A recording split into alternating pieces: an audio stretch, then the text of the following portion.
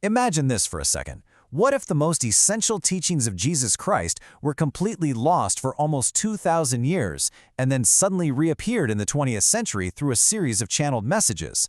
Well, that is the incredible, almost unbelievable claim made by a set of books we're going to dive into today. So this is where it all kicks off. In 1958, this book just appears. And it contains a theology so radical, it basically tried to turn the cornerstones of Christianity completely on their head. You have to understand, these weren't just new interpretations or fresh takes. They were presented as direct, divine revelations. And get this, the challenge was thrown down right there in the preface. The book doesn't really ask for your blind faith. Instead, it demands that you study it, arguing that the ideas inside are just too profound to brush aside. So you know what? Let's take them up on that challenge. All right, here's our game plan. We're going to trace this whole story right from the beginning, with the very unlikely man at the center of it all. Then, we'll get into the secret of what they call divine love, see how it completely rewrites core Christian beliefs, meet the surprising cast of voices from the great beyond, and finally, we'll boil it all down to the ultimate message of this enduring new gospel. So, who is the guy, the channel, for these honestly earth-shattering messages? You might be picturing a mystic or some fiery preacher, but no, it was a well-respected Washington, D.C. lawyer. I mean, by all accounts, James E. Paget's life was about as conventional as you can get. He was a successful attorney, but he was also reeling from the loss of his wife, Helen. This was a man grounded in logic, in law, not in supernatural phenomena. And this is where the story just takes a hard left turn. He's driven by his grief, so Paget ends up at a seance. A psychic there challenges him. Just try automatic writing. Let a spirit guide your hand. Now, he was a total skeptic, right? But he gives it a shot. And to his absolute shock, the pencil starts to move. At first, the messages are from his late wife, Helen. But then, things escalate. A new communicator comes through, and this one identifies himself as Jesus. Now, these messages weren't just comforting words from the other side. Oh no, they laid out an entirely new theological framework. And right at the very heart of it all is one single central concept: divine love. And you really got to lean in on this definition because it is absolutely crucial. This isn't just love from God. It's presented as a portion of God's actual essence.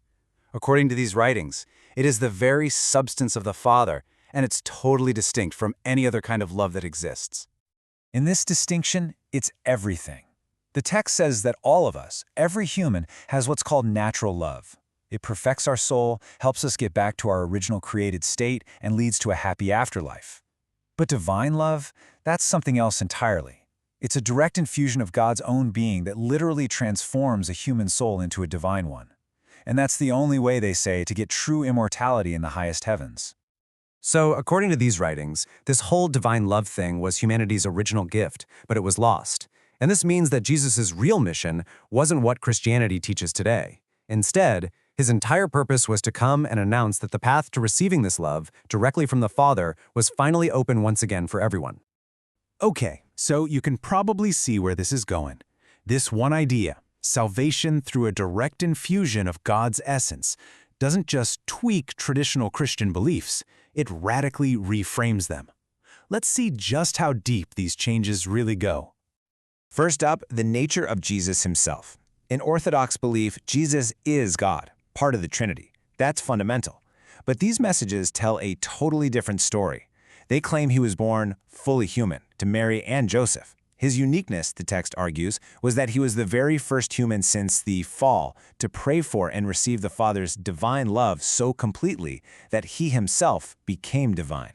And look, the text does not mince words on this point.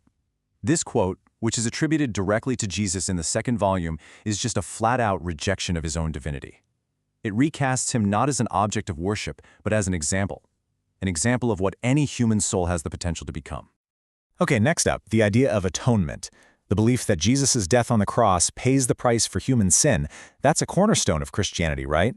Well, these writings call the whole idea of a vicarious atonement a myth. Salvation, they insist, isn't about believing in a sacrifice. It's about undergoing a personal transformation, a new birth, that's caused by the inflowing of this divine love.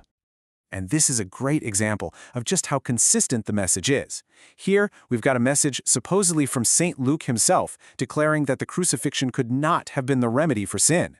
The only remedy, the texts say over and over, is the transformation of the soul's very nature. Now, as we just saw with St. Luke, Jesus wasn't the only voice coming through. Not by a long shot. In fact, the full list of alleged authors is, well, it's pretty astonishing. I mean, the books are just filled with messages from this massive, eclectic cast. You've got the apostles you'd expect, Peter, John, Paul, sure, but then you also get Old Testament figures like Samuel, reformers like Martin Luther, scientists like Galileo, and then it gets into some really wild territory. An ancient Egyptian princess, a soul from lost Atlantis, and even a former pope all supposedly chip into this new gospel. And the published writings really reinforce this idea.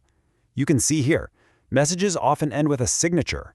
One message concludes with, "Your brother and friend Jesus," while another one is signed by St. Matthew, presenting each communication like it's a piece of direct personal testimony.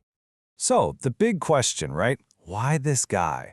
Why was this grieving lawyer from D.C. chosen for such a monumental task? Well, a message in the text from Jesus explains it. Paget was simply a natural medium.